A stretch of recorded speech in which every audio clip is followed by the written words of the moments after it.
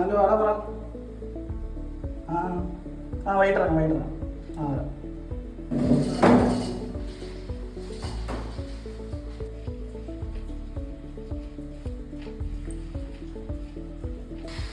അതെ,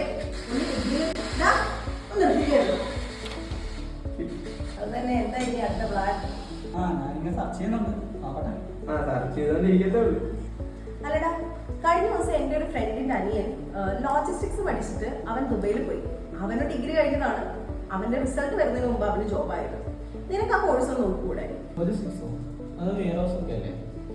എടാ, വെയർഹൗസ് മാത്രമല്ല, ലോജിസ്റ്റിക്സ് എന്ന് പറഞ്ഞാൽ വിവിധ ഇനം സെക്ടേഴ്സിൽ ഒരുപാട് ഓപ്പർച്യൂണിറ്റീസ് ഉള്ള ഒരു കോഴ്സാണ്.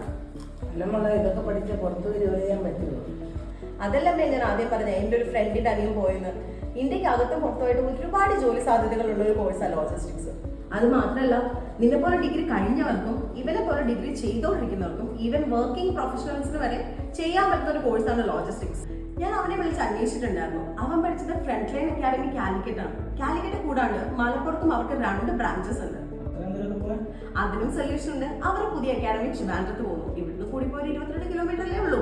പിന്നെ അത് മാത്രമല്ല, ഏറ്റവും വലിയ advantage, one of the leading international കമ്പനീസിലൊന്നായ front line group and logistics run ചെയ്യുന്ന ഒരു അക്കാഡമിയാണ് ഫ്രണ്ട് ലൈൻ അക്കാഡമി. അതുകൊണ്ട് തന്നെ അവിടുത്തെ ഫാക്കൽറ്റീസും അത്രയധികം എക്സ്പീരിയൻസ്ഡും നല്ല പ്രൊഫഷണൽസും ആണ്. ഒരു കാര്യം ചെയ്യും, ഇപ്പം തന്നെ വിളിച്ച് അഡ്മിഷൻ